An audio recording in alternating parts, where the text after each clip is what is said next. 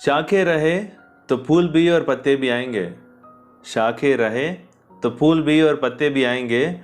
अगर ये दिन बुरे हैं तो अच्छे भी आएंगे। हाय गाइस, मेरा नाम है कृष्णा एसंटी। स्वागत है आप सबका एक नए episode of hashtag Monday motivation में।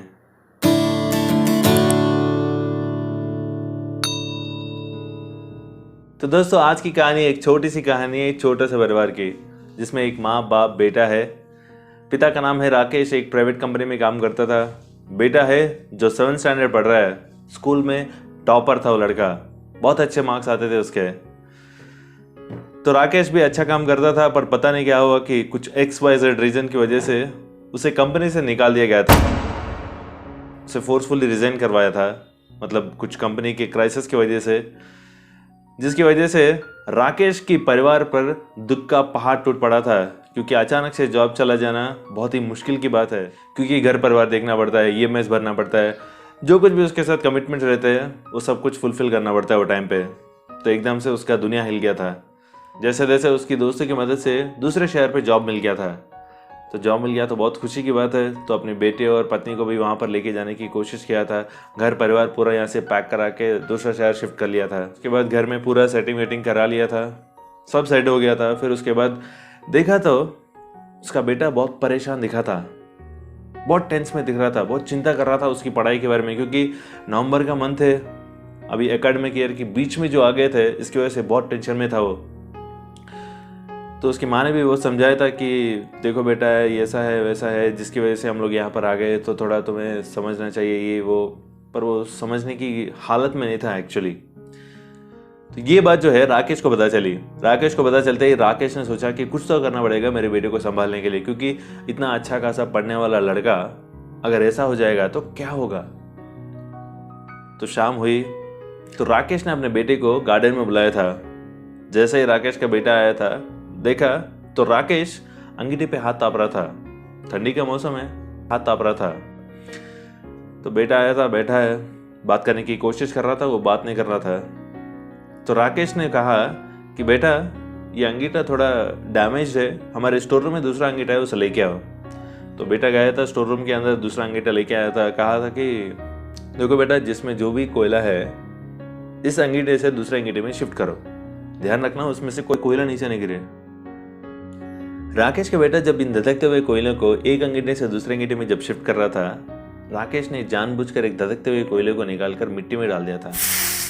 वो थोड़ी देर धधका, फिर उसके बाद बुझ गया। तो राकेश के बेटे ने कहा कि पापा, आपने ये किया क्या? ये तो बुझ गया, अभी जलेगा कैसा? तो राकेश ने कहा कि मैं कुछ करता हूँ बेटा अभी। तो उस कोयले को निकाला था, दूसरे अंगीठे में डाल दिया था। जैसे ही डाला, थोड़ी देर हुई तो फिर वो जलने लगा, फिर वो धधकने लगा, फिर गर्मी देने लगा। तो राकेश ने पूछा कि बेटा, तुम्हें कुछ समझ में आया जो मैंने किया अभी? नहीं पापा, मुझे कुछ समझ में नहीं आया। तो राकेश ने कहा, इस कोयले को देख रहे हो बेटा, ये कोयला कोई भी अंगीठी में रहे ये जलता रहता है, क्योंकि इसका स्वभाव है। ठीक उसी तरह तुम्हारा स्वभाव भी अच्छे से पढ़ाई करना है।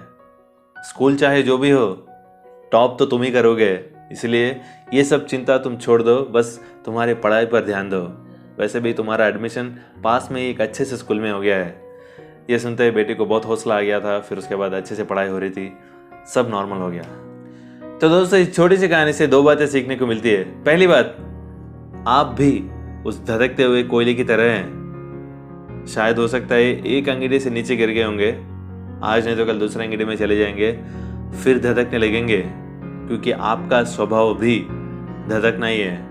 यहाँ पर अंगीठा बदल रहा है, आप नहीं बदल रहे हैं, आपका स्वभाव नहीं बदल रहा है, आपके विचार नहीं बदल रहे हैं। इसीलिए आपको चिंता करने की कोई ज़रूरत नहीं है। और दूसरी बात, जैसे इस कहानी में राकेश का जॉब जाने के बाद भी उसके ऊपर दुख का पहाड़ टूट पड़ा था, फिर भी उसने अपने आप को संभाला, अपने परिवार को संभाला और अपने बेटे को भी समझाया था कि मुश्किल की घड़ी में कैसे डट के रहना है, कैसे उसका सामना करना है। ठीक उसी तरह अभी आप अपने आप को संभालिए, अपने परिवार को संभालिए, उनको हौसला बढ़ाइए।